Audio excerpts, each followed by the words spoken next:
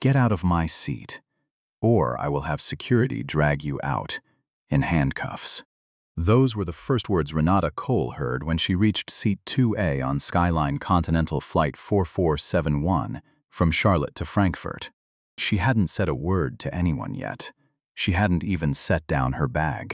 The woman standing in the aisle in a navy blazer with silver wings pinned above her heart hadn't asked her name, hadn't looked at her ticket, hadn't done anything except look at her shoes, her hoodie, and her tired face, and decide, in less than 4 seconds, that Renata did not belong there. Before we go further, let's rewind 6 hours. The Charlotte Douglas terminal at 4 in the afternoon smelled like burnt coffee and jet exhaust bleeding through the jet bridge doors.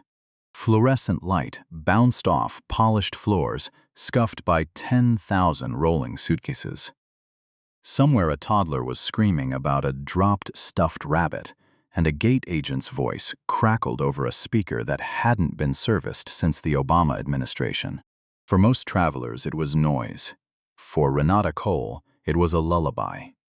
She had spent 11 years inside airports the way other people spent their lives inside offices, and she'd learned to sleep through anything.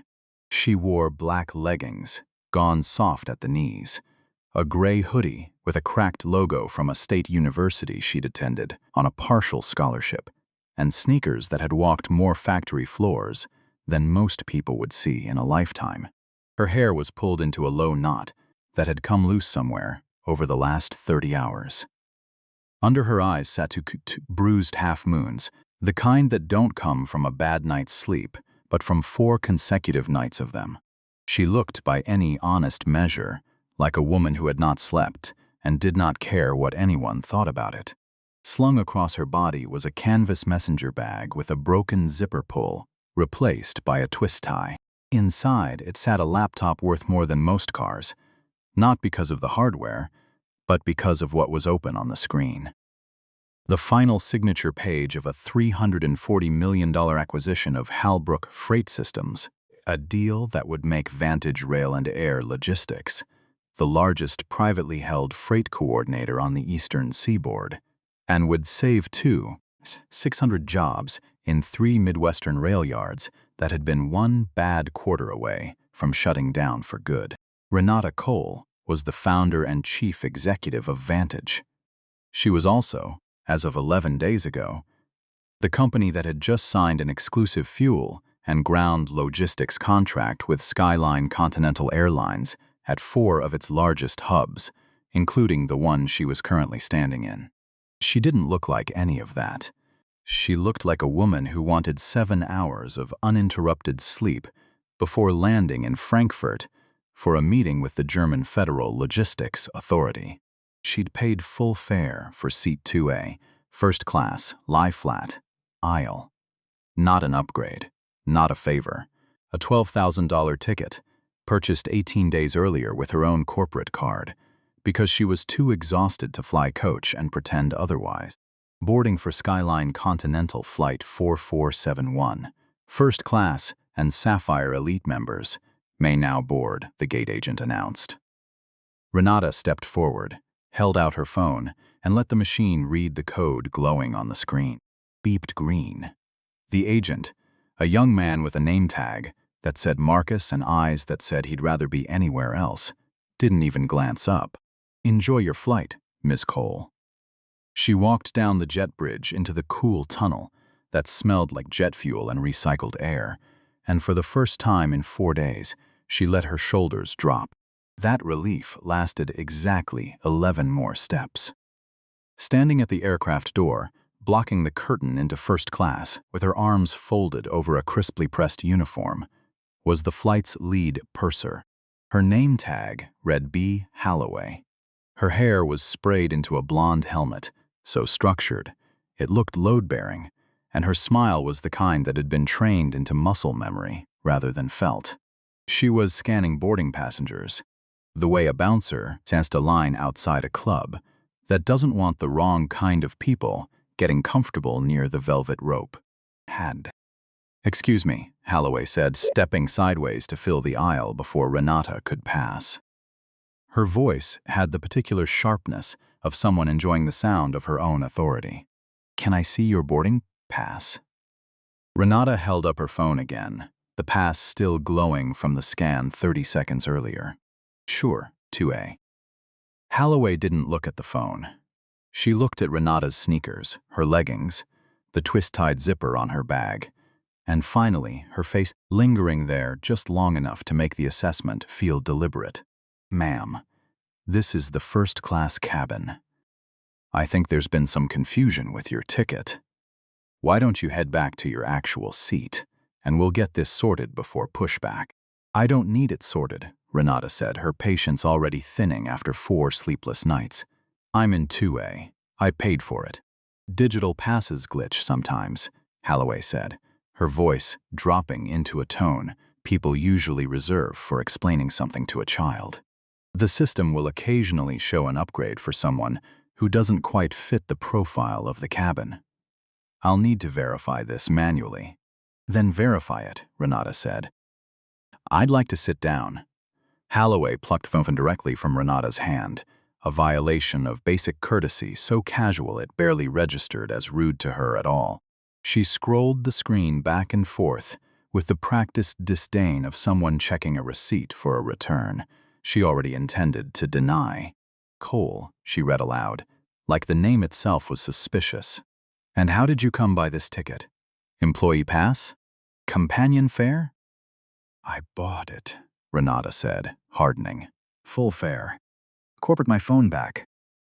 That's when the man in the charcoal suit arrived, trailing a cloud of cologne and airport bar scotch, a leather duffel swinging from his shoulder, and a phone pressed to his ear loud enough for the entire jet bridge to enjoy his conversation.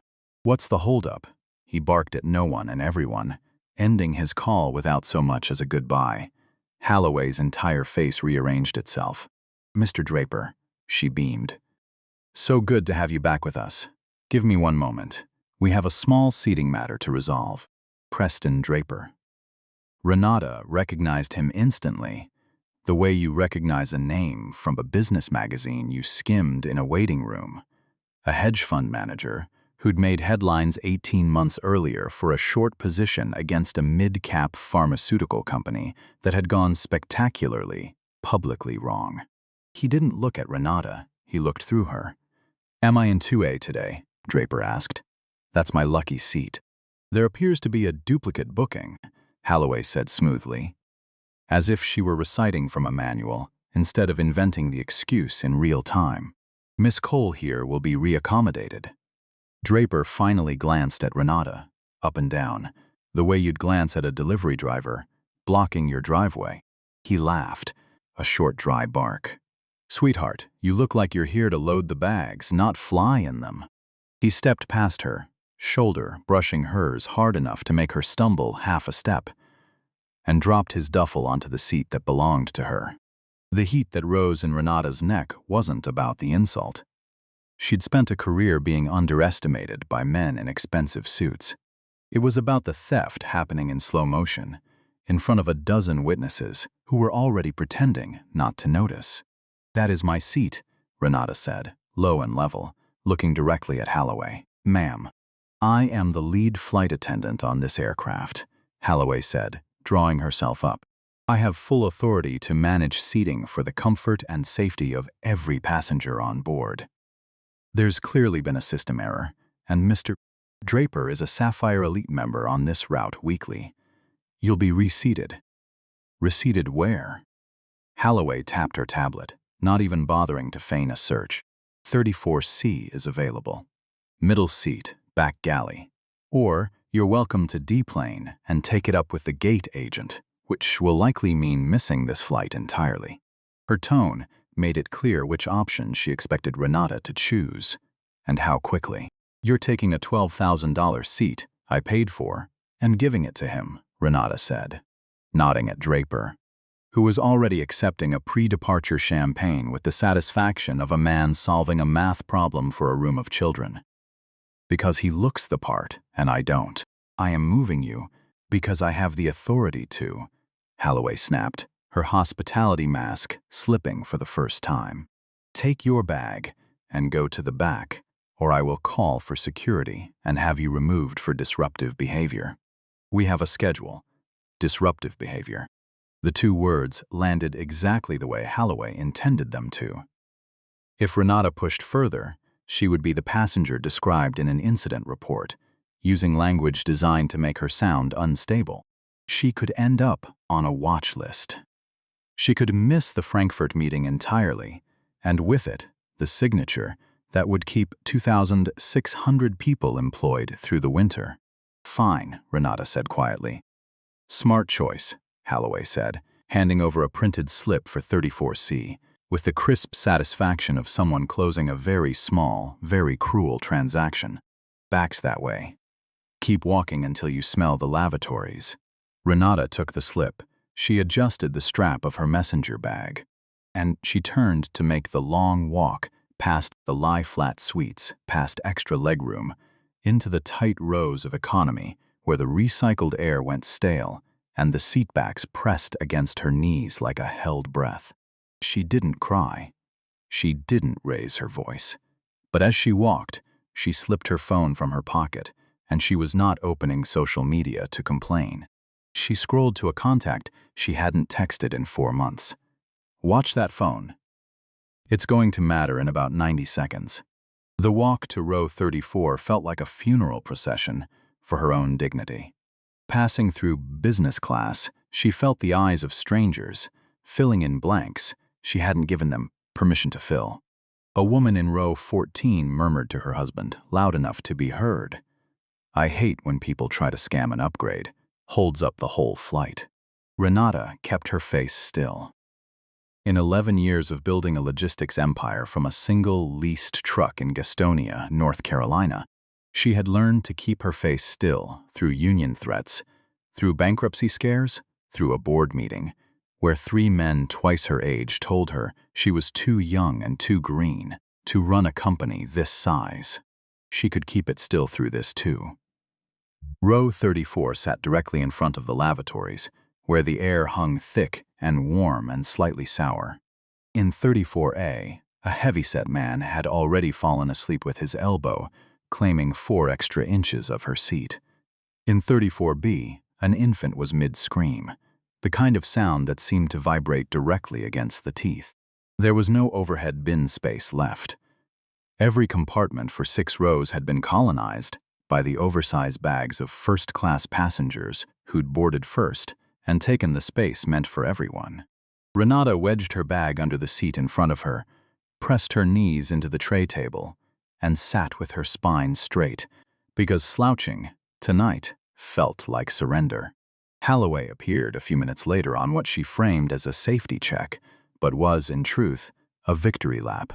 She stopped at row 34 and looked down with the particular warmth people reserve for gloating. "Comfortable?" she asked. "Seated," Renata said, without looking up. "Make sure that phone's in airplane mode," Holloway said. "We push back in 5, and if I hear 1 word out of you between here and Frankfurt, I will personally have this plane turn around. Are we clear?" Renata finally looked up. Her eyes were dark and unreadable. "Perfectly clear," she said. "You've made your position very obvious." "Good," Holloway said, and turned on her heel, ponytail snapping like a small flag of victory. Renata looked down at her phone. 2 bars left before the cabin door sealed for good. She opened a message thread she used maybe twice a year, and she typed to a name that had once shared a dorm hallway with her at North Carolina A&T 2 decades earlier. Desmond Ruiz, now Director of Operations for the Charlotte Douglas International Airport Authority, the man who oversaw every runway slot, every fuel truck, and every vendor contract at one of the busiest hubs in the country. 6 months earlier, Vantage Rail and Air Logistics had signed an exclusive agreement to manage jet fuel delivery and ground freight coordination for Skyline Continental at this exact hub, with a clause that Renata's legal team had insisted on and that Renata herself had barely thought about since the ink dried. "Des, you awake?" 3 dots appeared instantly. "Yeah. Late one at the command center." "You good? Thought you were flying tonight." "I am. Flight 4471. Skyline Continental. Pull up Section 11C of the Ground Services Agreement, the one on discriminatory denial of confirmed service. Renata. What happened? I had a paid confirmed first-class seat. Lead purser manually reassigned it to a walk-on VIP and told me it was a system glitch. When I pushed back, she threatened to have me removed for disruptive behavior. Falsified the reason on the manifest to cover it. That's manifest fraud, Des typed back. Under 11C, that triggers immediate compliance review rights. You want me to open it? Open it, Renata wrote. Full ground hold. Right now. Renata, if I open 11C, that plane does not move. Fuel gets recalled. Ramp crew stands down. FAA gets an automatic flag on the record. You understand what that does to 400 people on that plane? I understand exactly what it does, Renata wrote. Do it, Copy Day replied. Give me 2 minutes. Watch the tarmac. Renata put the phone face down on her tray table and closed her eyes. The infant beside her screamed. The man to her left snored. The engines began their low whine, spooling for pushback. Then, silence. The whine died. The plane did not move. 2 minutes passed. From the window at 34C, a young mother frowned. Why are the fuel trucks coming back? Renata leaned forward just enough to see past her. On the tarmac, 3 yellow tanker trucks, bearing the Vantage Rail and Air Logistics crest, were reversing away from the aircraft's wing. And then, instead of departing, rolling sideways to block the taxiway entirely, blue lights began flashing behind them. In the cockpit, Captain Owen Sharp frowned at a status light that had just flipped from green to red. Tower, Skyline 4471. We just lost pushback clearance. Fully boarded, doors armed. What's the hold? The radio crackled back, tighter than usual. Skyline 4471. Hold position. Ground services suspended for your carrier effective immediately by order of the airport authority. Do not start engines. Suspended, Sharp repeated. For what? Administrative. Stand by. The cockpit door opened and Holloway leaned in, annoyed. Captain, passengers are getting restless. Draper wants another scotch and we're out of ice. Why aren't we moving? We're grounded, Sharp said flatly. Ground services just got pulled. Holloway scoffed. Probably a union thing. Tell them 10 minutes. It's not a union thing, the co-pilot said, pointing through the windshield. Below, a line of black SUVs with government plates was rolling onto the tarmac, followed by 2 marked Airport Authority police cruisers. Back in row 34, the cabin air had turned thick and stale. The auxiliary power humming louder than it should have to compensate for engines that weren't running. The intercom clicked on. Ladies and gentlemen, this is your captain. We're experiencing an administrative delay. We hope to have more information shortly. Please remain seated. A groan rippled through economy. Holloway stalked down the aisle, heels clicking with barely restrained fury, snatched the rear handset directly beside Renata's row, and barked into it. Everyone remain seated. We are resolving a minor issue. Stop pressing your call buttons. She slammed it back into its cradle and turned her glare on Renata. You did something, Holloway hissed. You were on your phone. What did you do? I thought you said the system corrects itself, Renata said mildly. Maybe it's correcting itself. Don't play games with me, Holloway snapped, jabbing a finger toward Renata's face, close enough that the infant in 34B startled and wailed louder. If you caused a security incident, I will sue you for everything you own. Is that a threat? Renata asked, voice still even. That's a fact, Holloway said, loud enough now that heads were turning 3 rows in either direction. This passenger threatened crew safety, she announced to no one in particular, and to everyone. I want security at row 34. Up in first class, Preston Draper stood, face reddening with scotch and impatience. I have a merger closing in Frankfurt, he shouted toward the front. Get this plane in the air, or I'm calling your CEO directly. Holloway rushed forward to soothe him, throwing one last look of pure venom back at Renata before disappearing behind the curtain And that was when the main cabin door thumped, hard, from the outside. Not the polite double knock of a gate agent. The flat, authoritative pound of people who did not intend to wait. Holloway brightened, assuming rescue had arrived, and swung the door open with her best wounded professional expression already assembled. "Thank God you're here, officers," she said breathlessly. "The passenger in 34C, she's been aggressive. She's making threats. I believe she may be intoxicated." Standing in the jet bridge were not airport police alone. Behind two uniformed officers stood four people in dark business suits with laminated badges reading Airport Authority Compliance Division. And in the center of them, a tall man with close-cropped gray at his temples and the calm of someone who had walked into 100 worse rooms than this one. He did not look at Holloway. He looked past her, down the length of the cabin. "I'm Desmond Ruiz, Director of Ground Operations Compliance," he said, his voice carrying without needing volume. "Who is the lead purser on this aircraft?" Holloway's smile faltered. I am. Brenda Holloway. Sir, the disruptive passenger is in the back. I can point her out." Ruiz raised one hand, and the gesture alone silenced her more effectively than any shout could have. "I'm not here about a passenger," he said. "I'm here because this aircraft is currently in breach of its ground services vendor contract. That is a federal reporting matter, and it puts your entire operation at this hub in jeopardy." "I don't understand," Holloway said, color draining. "There was a double booking the system." "The manifest logs show no double booking," Ruiz said, cutting her off. "They show you manually removed a confirmed, paid ticket holder, a Miss Renata Cole, and reassigned her seat to a standby passenger. That's falsification of a federal flight document, Ms. Holloway, and it is a material breach of this airline's contract with the vendor who fuels every aircraft leaving this hub tonight. Pin could have dropped in that cabin, and every passenger would have heard it hit the floor." Draper, overhearing his own inconvenient relevance, poked his head past the curtain. "Now hold on. I'm a Sapphire Elite." Ruiz ignored him entirely. "Miss Cole," he called down the aisle. At the very back, in the middle seat of row 34, Renata unbuckled her belt, stood, and straightened her hoodie with the unhurried calm of someone who had never once doubted this moment would come. "I'm here, Des," she said. Every head in economy turned to look at the woman in the hoodie. "Miss Cole," Ruiz said, his tone shifting into something close to reverence. "My apologies for the delay. This aircraft is grounded, pending a full compliance audit of Skyline Continental's adherence to its vendor agreement and to federal non-discrimination statutes."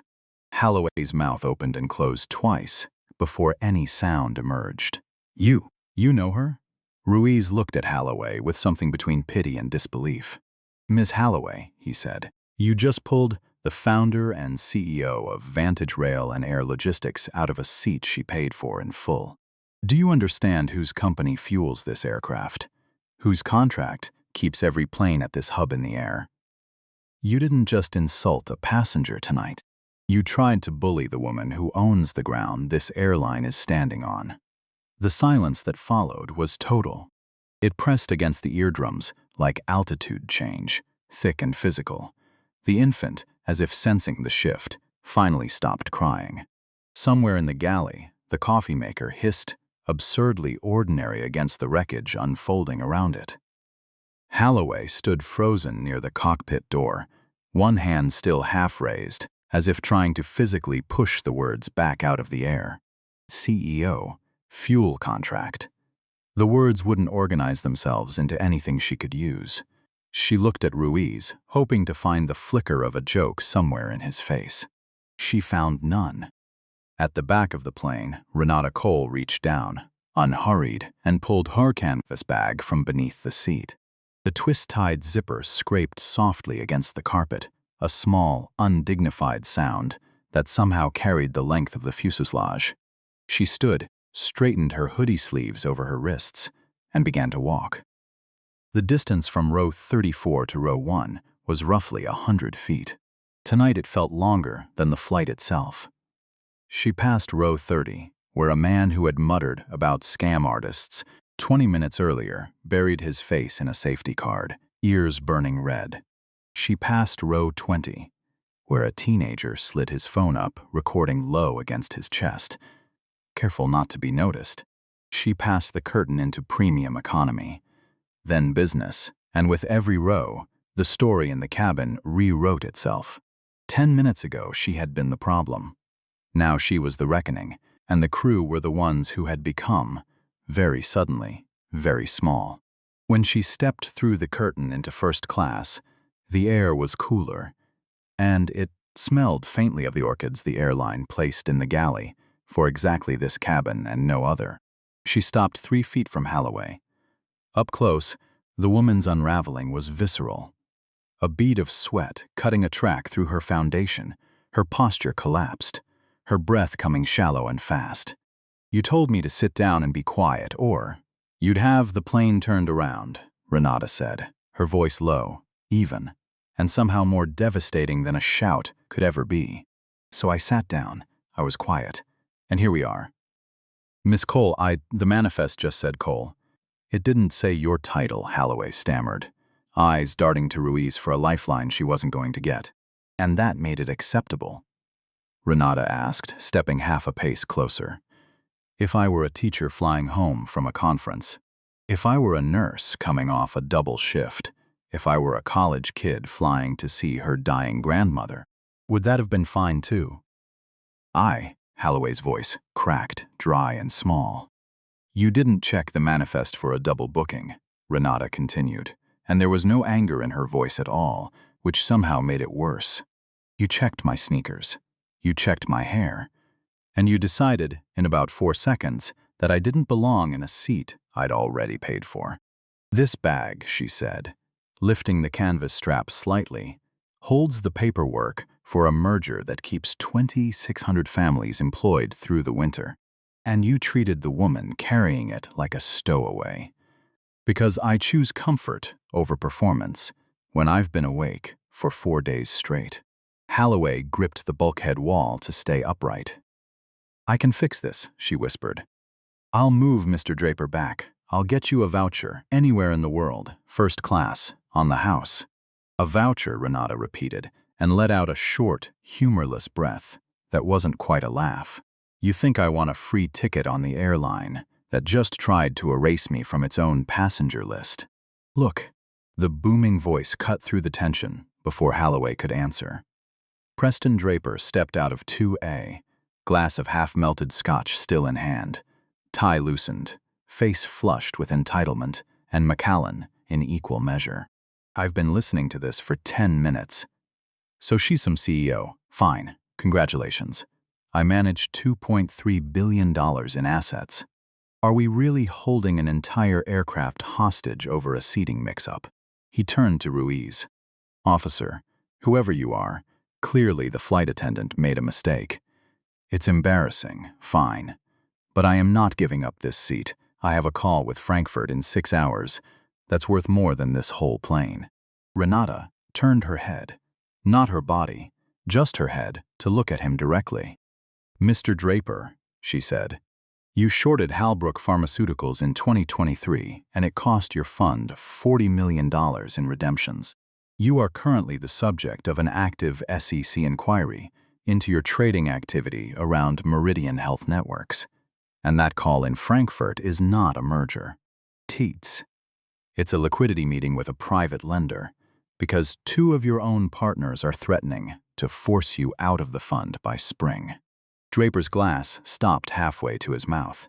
"How?" he managed. "How do you?"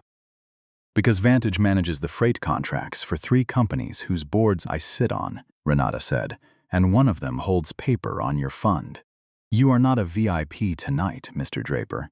You are a liability sitting in a seat that was never yours to begin with." "I paid full fare," Draper said, deflating visibly. "No, you didn't," Ruiz said, stepping forward with a tablet already open. "You were on a standby upgrade list. You paid for business class. Ms. Holloway manually moved you into a seat she'd manually vacated by falsifying a manifest entry. That makes your upgrade void on its face." He turned to the two uniformed officers waiting at the jet bridge. "Please escort Mr. Draper off the aircraft. His seating is fraudulent." "You can't do that," Draper barked, backing toward the cockpit door. "I know people. I'll sue the airline. I'll sue the city." "You're welcome to sue from the terminal," Ruiz said, unmoved. "Grab your bag, sir. Or we help you grab it." Draper looked once at Renata, searching her face for the mercy he'd never once extended to anyone himself, and found nothing there but stillness. He grabbed his duffel, shouldered past Holloway muttering something under his breath, and was gone. The cabin fell quiet again. Just Renata, Holloway, and the compliance team, now spreading through first class with tablets and cameras, documenting the seat assignments, the manifest, the discrepancy that would soon have a name attached to it in a federal filing. "Ms. Holloway," Ruiz said, his tone sliding from personal to procedural. "This aircraft is being designated part of an active vendor fraud compliance review.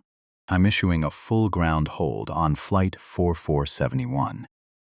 "Grounded," Holloway whispered, "but there are 312 people on this plane."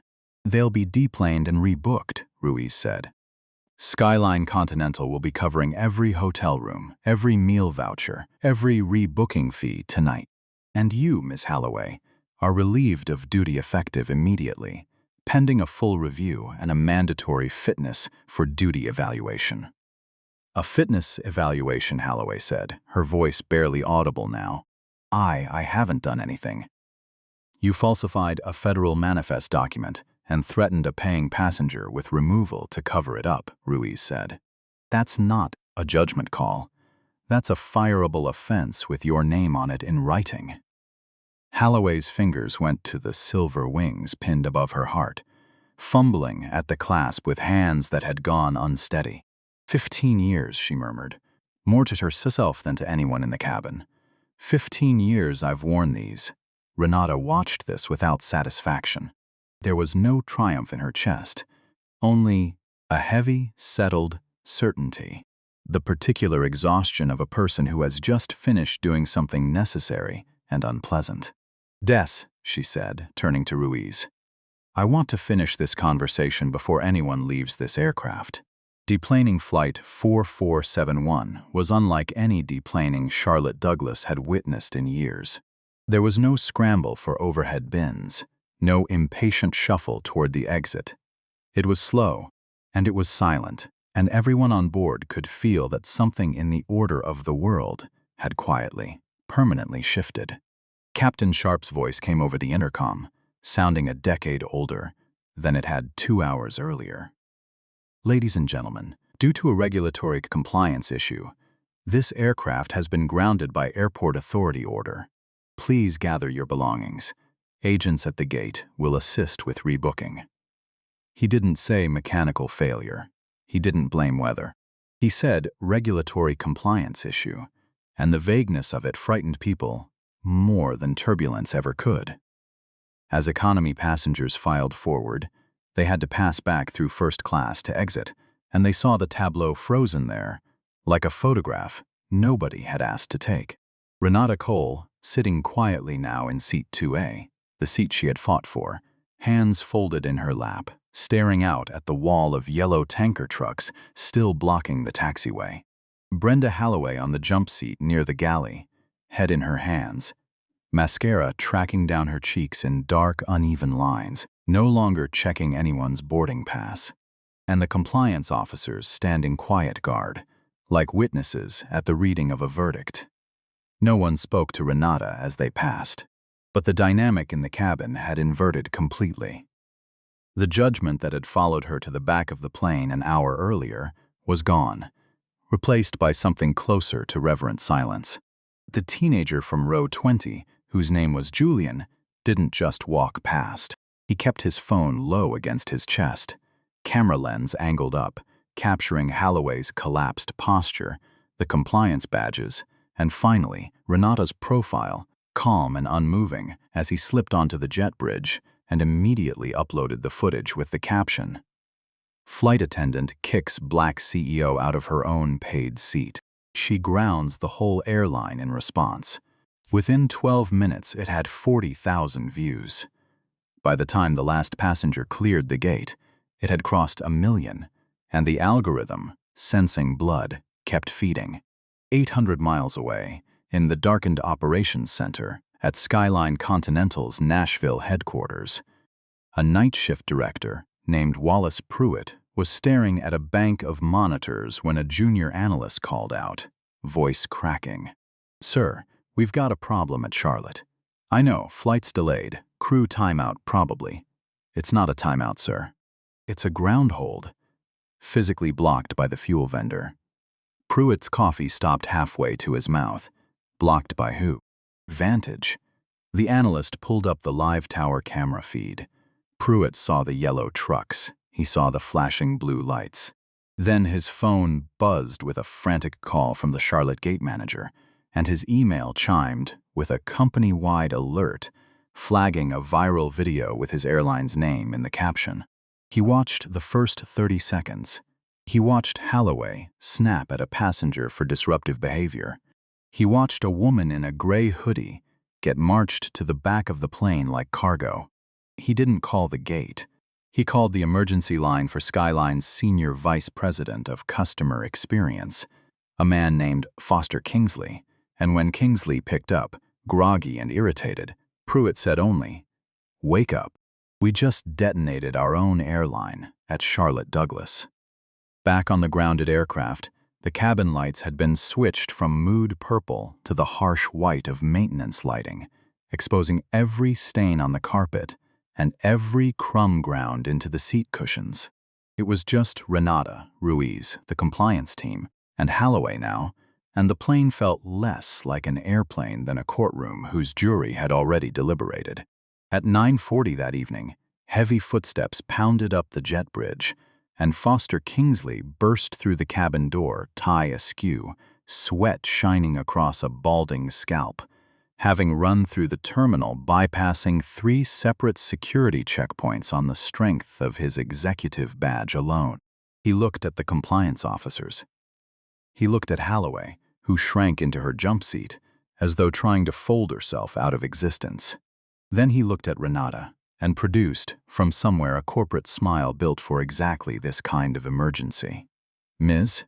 Cole," he said, extending a hand she did not take. "Foster Kingsley, Senior Vice President. I am deeply, deeply sorry. There's been a terrible misunderstanding. I have a helicopter standing by to get you to a private terminal, a Gulfstream fueled, and waiting to take you to Frankfurt tonight. On us, whatever you need." "A Gulfstream," Renata repeated. "Whatever it takes to make this right," Kingsley said, nodding rapidly. "We just need to release the ground hold. The trucks outside, they're yours to move. I understand it's been a misunderstanding, but if you could just place one call." "A misunderstanding," Renata said, tasting the phrase. She gestured to the empty seat across the aisle. "Sit down, Foster." Kingsley hesitated, unused to being ordered around aboard his own airline's aircraft, but the compliance officers watching him, with flat, unreadable expressions, left him little choice. He sat. "We have a few things to discuss," Renata said, "and I don't think a private jet covers any of them." The cabin, under harsh maintenance lighting, took on the feel of a deposition. Kingsley smoothed his tie, a man accustomed to fixing scandals with a checkbook and a signature, and tried again. "Miss Cole, I've watched the video. What Miss Holloway did tonight is completely unacceptable, a violation of everything this airline claims to stand for. Effective immediately, she is suspended without pay pending termination." In the corner, Holloway let out a broken sound. "Mr. Kingsley, please. I followed protocol for our top-tier members. Mr. Draper is Sapphire Elite." "Quiet," Kingsley snapped, whipping toward her with a coldness that erased his rehearsed warmth entirely. "You triggered a federal compliance hold. You didn't follow protocol. You humiliated a paying passenger and handed her seat to a man under SEC investigation. Do not speak again." He turned back to Renata, the smile reassembling itself with practiced speed. "You see," he said, "we're handling this. She's finished here, You have my word. Now, regarding compensation, I'm authorized to offer a settlement tonight. $3 million, a donation to a charity of your choosing, and a confidentiality agreement covering the specifics of the contract breach. He produced a pen from his breast pocket, like a magician revealing a card.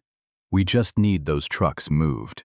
Every minute this bird sits here costs us $80,000, and the press outside is multiplying by the hour. Renata listened without interrupting. She picked up a bottle of water from the console, cracked the seal, and drank slowly before answering.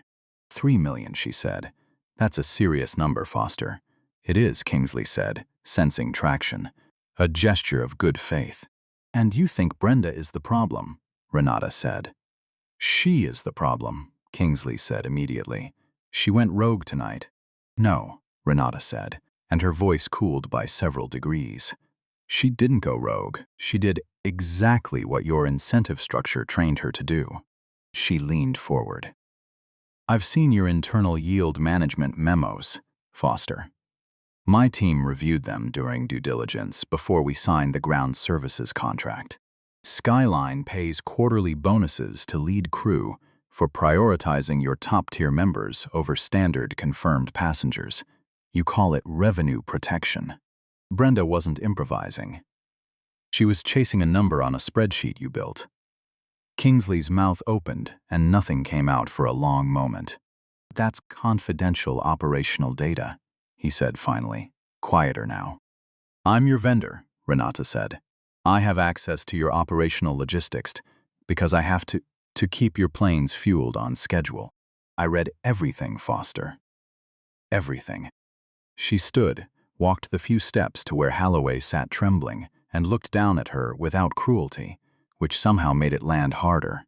She saw a woman in a hoodie and decided that woman was a problem instead of a passenger.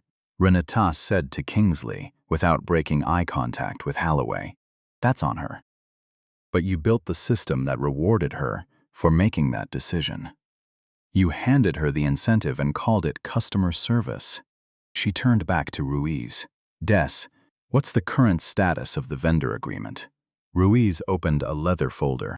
Under Section 11C, Moral Conduct and Safety Compliance, if the carrier is found to have engaged in discriminatory denial of confirmed service and falsified records to conceal it, Vantage retains the right to suspend fuel and ground logistics services across all shared hubs, effective immediately.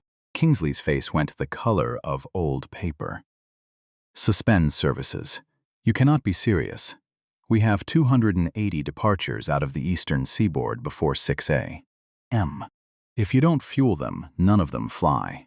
You'd ground your entire eastern operation, Renata finished for him. Do you understand the scale of that? Kingsley said, his voice climbing toward panic. The stock would collapse. Regulators would be all over us by morning. It's already collapsing, Renata said calmly. I checked after hours trading 20 minutes ago. You're down 11% since that video started circulating. By the time the market opens, it'll be worse. Kingsley stood, hands shaking now. Fine, you win. What do you want? 15 million. 20. Name a figure and I'll wake the board tonight. I don't want your money, Renata said. I have plenty of my own. Then what? Kingsley said, his composure finally cracking open. What do you want from us? I want a public accounting, Renata said. Not a press release, drafted by your legal team at 4 in the morning. I want you, personally, and Ms. Holloway, standing at a podium tomorrow, admitting on camera that your revenue protection incentive structure rewards exactly the kind of discrimination that happened on this aircraft tonight. I want it dismantled publicly, with an outside audit to confirm it's actually gone, not just renamed. Kingsley laughed, short and disbelieving. We can't say that publicly. The class action exposure alone would be catastrophic. Then I suppose your fleet doesn't fly tomorrow, Renata said, glancing at her watch. It's 9:50. Your first fuel loads are scheduled for 4 a.m.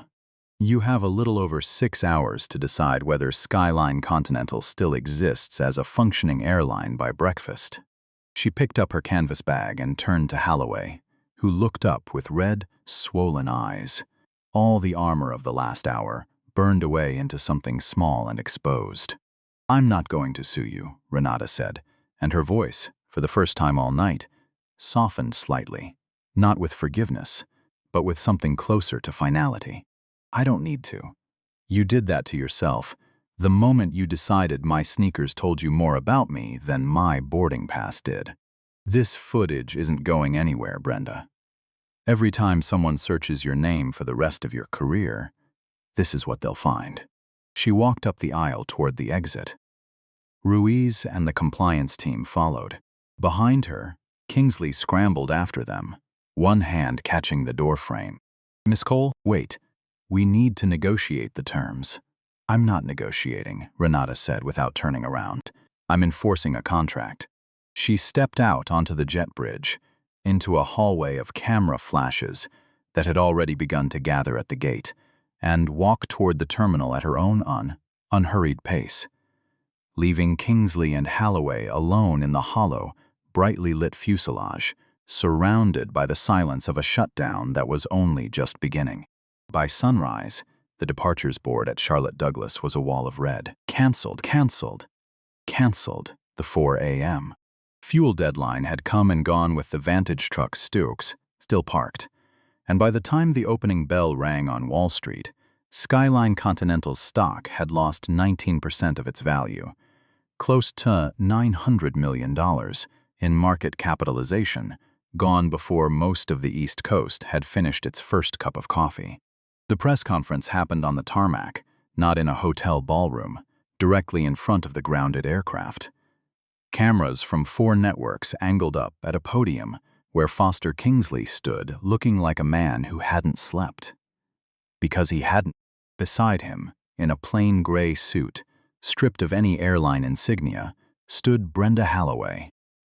"We are here this morning," Kingsley said into a bouquet of microphones, his voice unsteady, "to acknowledge a systemic failure in how this airline treats its passengers.